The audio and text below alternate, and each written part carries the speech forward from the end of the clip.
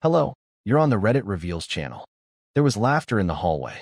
That kind of sharp, breathless laugh that says, I had a wild night, and I don't regret a second of it.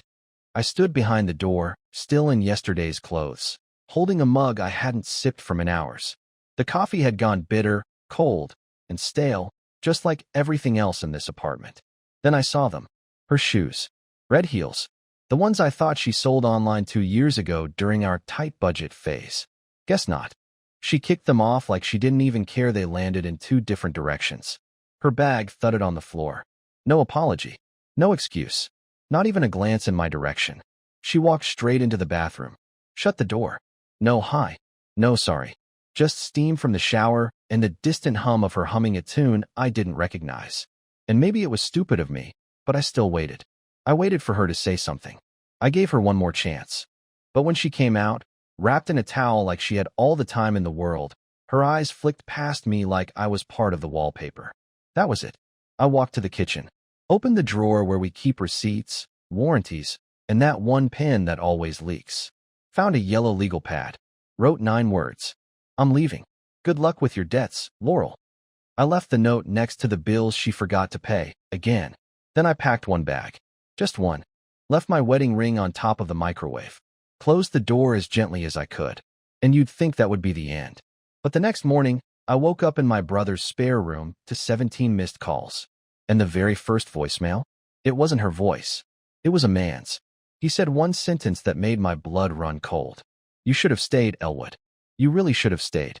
I must have replayed that voicemail 5 times before my brain could even begin to understand it. You should have stayed, Elwood. You really should have stayed. His voice was calm. No threat. Just calm, like someone giving advice after it's already too late. And maybe it was. My first instinct. Laurel put him up to it. Maybe it was some new manipulative game to scare me into crawling back. But something in his tone didn't fit. He wasn't smug. He wasn't angry. He sounded disappointed. Like I'd just triggered something I wasn't supposed to. I didn't call back. I couldn't. My fingers hovered over the return call option, but my stomach twisted every time. Instead, I tried to focus on what I could control. I went into full damage control mode. I called the bank, froze the joint account, transferred the emergency savings I'd stupidly shared access to. I didn't even know how much she'd already drained, but the number staring back at me was less than half what it should have been. Of course, I thought leaving would give me peace. That once I was out, I'd feel some kind of freedom. But that first night, I didn't sleep. Not because I missed her. No, it was the silence. It was the terrifying realization that I had no idea who I'd been living with. And worse, I think she always knew I didn't have the guts to really confront her.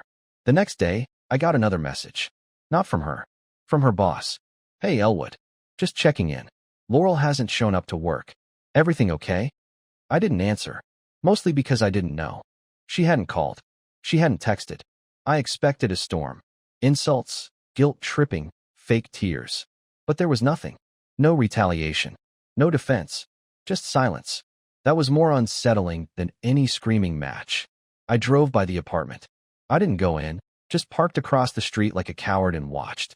The lights were off. The car was gone. Her red heels were still in the exact same spot I'd seen them last, tossed at the foot of the stairs like the remnants of a game I didn't know I was losing. By midnight, I cracked. I drove to her friend Myra's house. I had only been there once, years ago, but I remembered the yellow door and the awful wind chime made out of spoons. Mira opened the door wearing a robe and a confused look. Elwood? She said, clutching the door like she expected me to snap. What are you doing here? I asked if Laurel was inside. She laughed. Laurel? I haven't seen her in over a week. That was impossible. Laurel said she was at Myra's place just 3 nights ago. She told me you were sick, I said, watching her face carefully. Mira blinked, then frowned. She said you left her, packed up, and disappeared. I thought you were with your parents in Ohio. I stared at her. Then I asked, so you don't know who Devin is? Her face twisted. Who the hell is Devin? My stomach dropped. So even Mira was out of the loop. And that meant Laurel had gone underground, disappearing from her job, lying to her friends, and now somehow connected to a stranger who left me a voicemail in the middle of the night. I should have walked away. I should have blocked every number, burned the memories, rebuilt my life. But I couldn't. Not after what I found the next morning at the apartment mailbox. A single envelope. No stamp. No return address. Just my name written in perfect cursive. Inside was a photo of me, sleeping, taken from inside the apartment.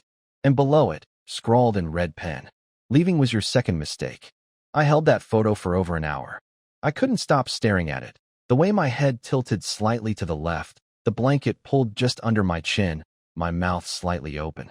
It wasn't just a photo of me sleeping. It was intimate. It was recent. And it was taken from inside the apartment. But that wasn't the worst part. The worst part was, I recognized the angle. That exact vantage point. It was from behind the bedroom mirror. The one Laurel had insisted on installing herself last spring. She said it was cheap and aesthetic, something she'd found on a weird vintage home site. I hadn't thought twice about it. Until now. I drove back to the apartment like a madman. Parked crooked. Left the car running. I stormed inside, expecting to find her there. Hiding, waiting, anything. But it was silent. Too silent. My keys still worked. Nothing looked out of place. Except now I was noticing things. The mirror. I approached it like it might breathe. I tapped it. Knocked. Then I peeled it off the wall. Behind it, a hole. A literal hole in the drywall. Not large, not deep, but enough to fit a small camera. And inside that hole was something worse than I'd imagined. An old phone. Taped. Black screen.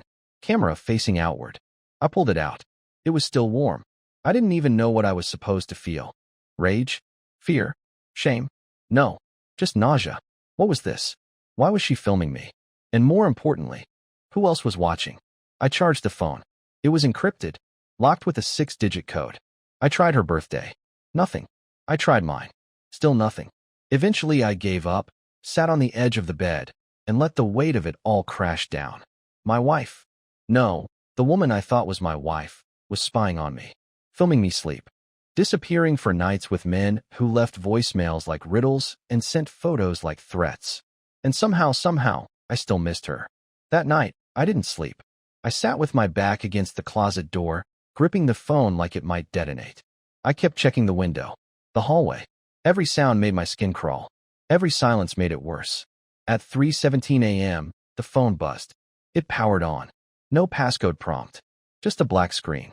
Then, a single notification. New video received. I opened it. The screen stayed black for 5 seconds. Then I saw my apartment. My kitchen. From last week. Laurel was sitting at the table, sipping wine, smiling. Across from her, a man. Dark hoodie. Baseball cap pulled low. The audio was quiet. Muffled. But I could make out pieces. Laurel. He thinks I don't notice how pathetic he is. Man laughs. Laurel. I could ruin him in a week if I wanted. Man, you already are. She smiled at that. Then she leaned forward and whispered something I couldn't quite hear. The man nodded, reached into his jacket, pulled out another phone. One just like the one I was holding. Laurel took it, kissed him on the cheek, then looked into the camera, directly into the lens, and said, "Elwood will never know what hit him." The video cut. I stared at the screen for a long time, and I swear I could still hear her laughter, faint and echoing, somewhere inside these walls. I didn't leave the apartment the next morning. I couldn't. I sat on the edge of the bed like a broken piece of furniture, staring at the phone, waiting for another message, another video, another whisper from the shadows of my life. Nothing came. Just the low buzz of traffic outside and the hum of the refrigerator I never noticed before. I kept replaying the video in my mind. Laurel's smirk, the stranger's voice, the casual way they discussed my worth like I was some dull object left out in the rain. By noon, I started walking around the apartment like it was a crime scene. I looked behind every photo, under the couch cushions, inside the vents. I pulled apart drawers and tapped every bit of drywall. I didn't know what I was looking for. Maybe answers, maybe proof that I hadn't lost my mind. That's when I noticed something strange above the hallway, a faint square in the ceiling. A hatch, barely visible. I had lived here for years and never once noticed it. We didn't have an attic. At least, I thought we didn't. I dragged a chair from the kitchen and reached up. The wood groaned, but it opened. A little ladder dropped down. My heart pounded. The last time I felt this way was the day I waited for my father's diagnosis. That same sick, cold sweat. I climbed up slowly, every creak in the steps echoing through the apartment like thunder. The space was small, barely enough room to stand, But there were boxes. 4 of them. All identical. No labels. I opened the first box. Inside were photos. Dozens. Maybe hundreds. Of me. At the grocery store. In the school parking lot. Sleeping on the couch. Laughing with my coworkers at a picnic from last summer. None of them taken by me. All of them taken without my knowledge. The second box was worse. It was filled with journals. Not mine. Hers. Pages and pages of my habits. My moods. What time I brushed my teeth. What I said in my sleep. Times I cried. She even documented how often I hesitated before answering a question. Things I didn't even realize I did. The third box was locked. I didn't even bother trying to open it. My hands were shaking too much. But the fourth box, that one shattered something in me. It was full of cassette tapes. Actual, ancient cassette tapes. Labeled with dates. Years of them. One for almost every month we'd been together. And there, on top of the pile, was a tape labeled simply, Elwood's Breaking Point. I don't even own a cassette player. But someone did. Because that night, when I left the apartment to breathe, just for an hour, and came back, something was different. The chair under the attic was gone. The hatch was closed. And taped to the bedroom mirror was a new photo. It was me. In the attic. Holding the tape. And on the back, in her handwriting. Don't listen to it unless you're ready to remember. That word, remember, echoed in my head for hours. What was I supposed to remember? What did she know that I didn't? Was this all just about cheating? About control? Or was something else buried in the years I'd spent forgetting who I was to keep her happy? I didn't sleep. I didn't cry. I just sat there, in that dark room, whispering to myself. What did I forget? Over and over, until morning finally came. I didn't even realize how long I'd been sitting there until I heard the birds. That pale blue light crept in through the blinds, soft and cruel. I had spent the entire night holding that cassette tape like it was some cursed object I was too afraid to drop. Elwood's Breaking Point. For words written in her delicate, mocking script. The same hand that used to write me love notes in the beginning. The same hand that tracked my every breath without me knowing. I needed a cassette player. I found one at a thrift shop 2 towns over. The cashier was a teenager who asked me if I collected vintage audio. I said nothing. He smiled and rang me up. If he had looked just a little deeper, he might have seen the hollow behind my eyes. I brought it home. Locked every door. Closed every curtain. Turned off my phone. Then, with hands that trembled harder than I wanted to admit, I pressed play. It was my voice. Not hers. Not the man's. Mine. I sounded younger. Lighter.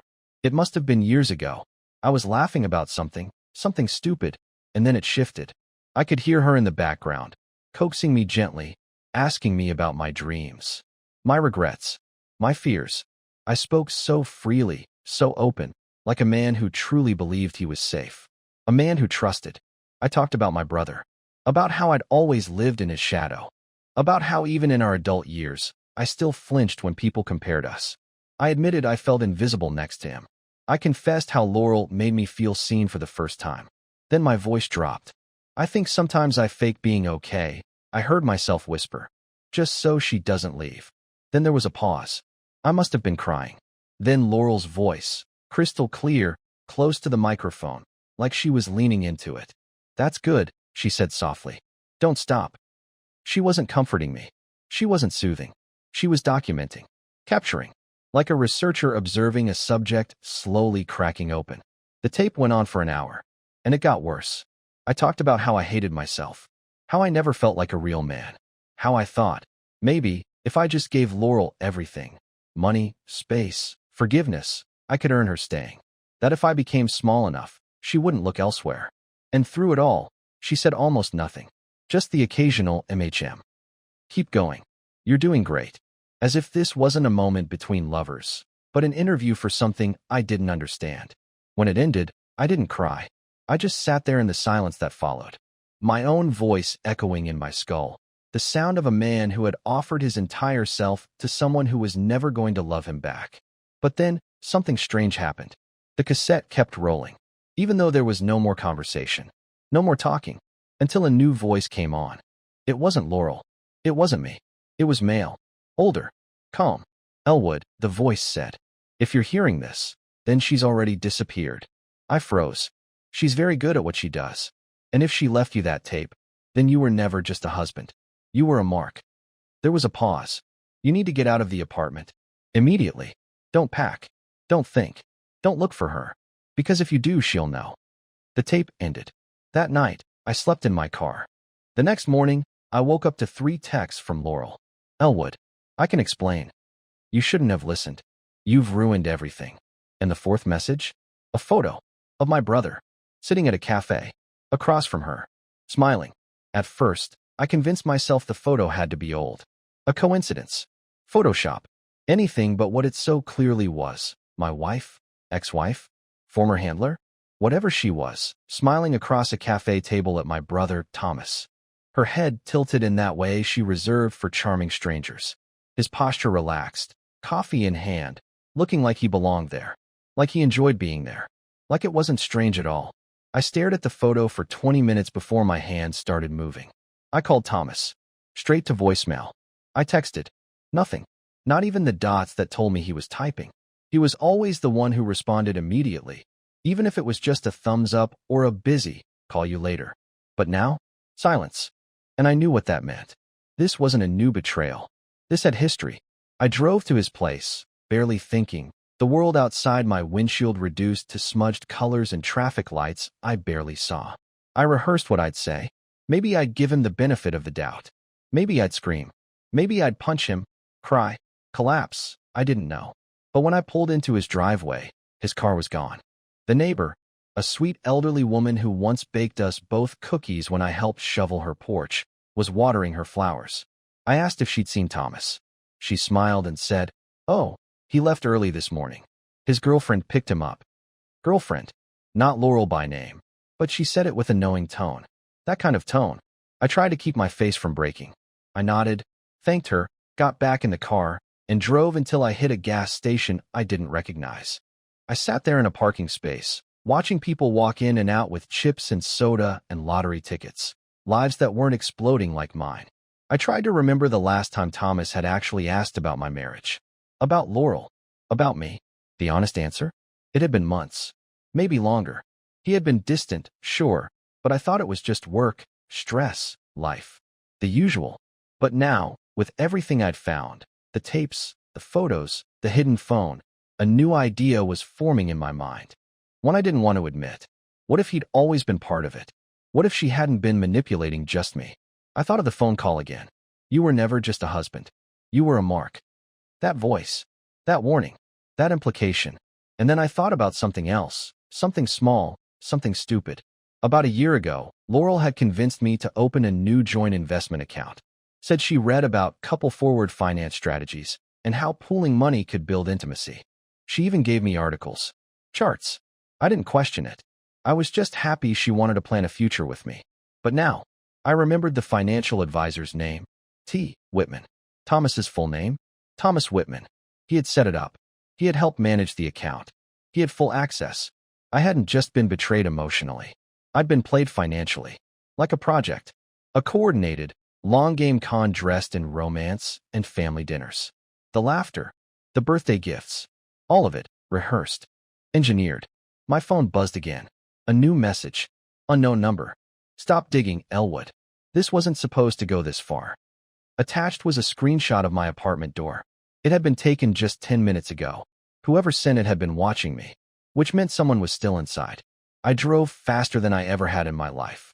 When I arrived, the door was slightly open, and sitting in the middle of the living room floor, like an invitation or a trap, was the locked box from the attic. Only now it was open. Inside, a USB drive and a wedding ring. Not mine. Laurel's. But twisted. Bent completely out of shape, like it had been stepped on. Crushed. I didn't touch the ring at first. Just looked at it. Bent, misshapen, almost symbolic in the way it refused to resemble what it once was. It felt intentional. Not dropped or damaged by accident, but destroyed with purpose. A statement. An ending. The USB drive next to it was plain. No label. Just matte black plastic. The kind you'd find in a tech drawer filled with expired batteries and missing charger bricks. But I already knew it wasn't ordinary. Nothing about this was.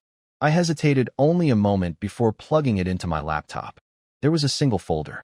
Inside, 7 files. Each labeled with a month. Each named after me. Elwood _January.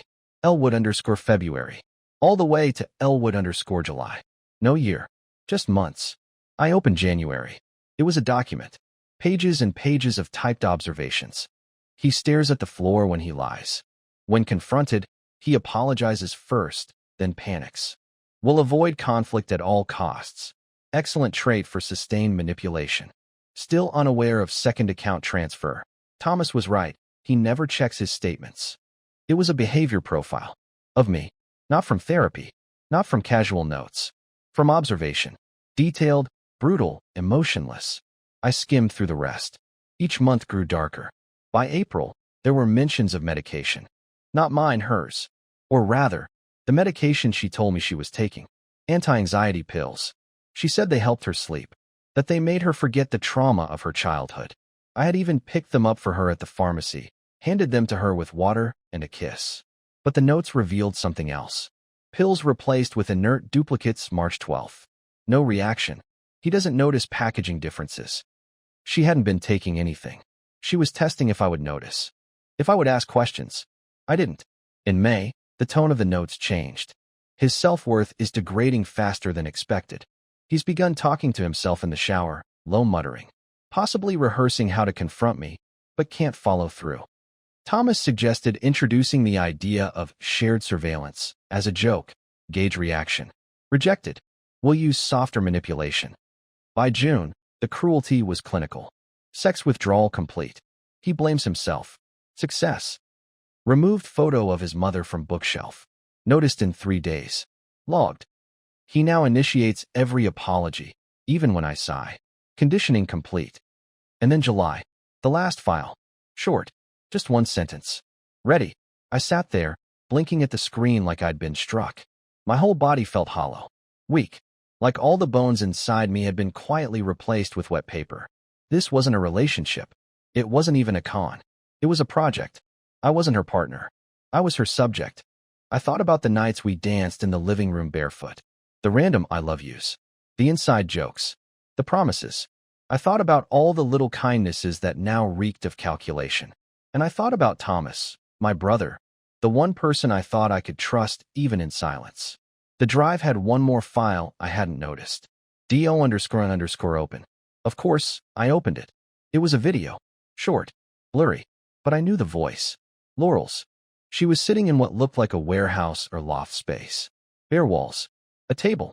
That man from the cafe, the one with the baseball cap, stood in the background. She looked into the camera and said, "If he opens this, it means he broke protocol. That's fine. It means we're moving forward earlier than expected. Elwood, I want you to remember one thing. None of this is personal. You volunteered. You don't remember, but you did." She smiled. Not with cruelty. Not with warmth.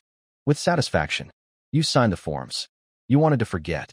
You said, and I quote, "Make me someone who needs love so badly, I'd believe anything." She leaned closer to the camera. And we did. The video ended. My ears were ringing. I was shaking. Volunteered? I stared at the laptop like it would explain itself, like the pixels might rearrange into something else. A joke, a lie, a test. But deep inside, something cracked open. A small, quiet memory, buried under years of numbness. A waiting room. Fluorescent lights. A clipboard. A woman asking, "Are you sure?" Once it starts, there's no undoing it. And my voice, tired, broken, saying, "I don't want to feel this pain anymore. Just make it go away." The days that followed blurred together. I didn't eat. I didn't speak. I barely moved. I stared at walls like they might offer answers the files couldn't. That final video played over and over in my head. Laurel's calm voice, her final message, her twisted idea of mercy. You signed the forms. You wanted to forget. Had I? The thought clawed at my chest. Somewhere beneath the ache, beneath the humiliation, beneath the betrayal, there was something real. Something I had buried willingly. I went back to the attic. Not to find more evidence. I needed to sit in it. To feel the weight of what happened. I opened the journals again. I read the worst of it. And slowly, painfully, memories returned. It wasn't just about Laurel. This had started before her. The depression. The hopelessness. After Mom died. After the failed engagement before Laurel, the one I never talked about. I had gone looking for anything to erase the ache that had swallowed me whole. That's when I remembered the clinic. The forms. The soft-voiced woman who asked if I wanted out of my own mind. I thought it was some kind of experimental therapy. I hadn't asked enough questions. I hadn't wanted the answers. But I remembered saying yes.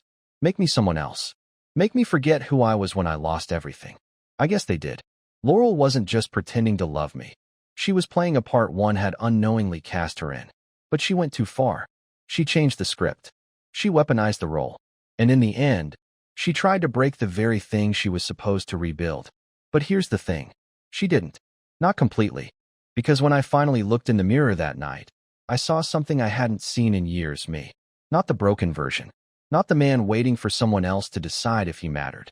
I saw someone who had been through hell and still got up. Still stood. Still had more chapters to write. I took everything. The tapes, the journals, the USB, and drove 3 hours to the clinic.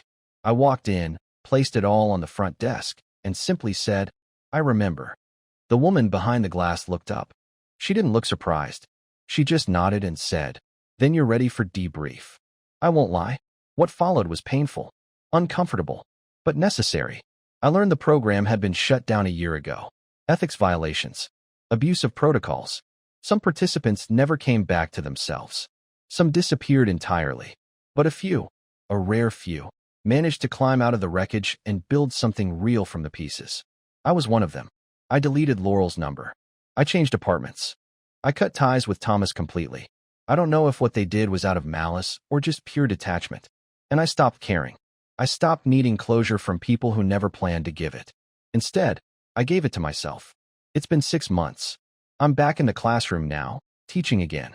The kids don't know any of this. They just know I care. I listen more now. I speak slower.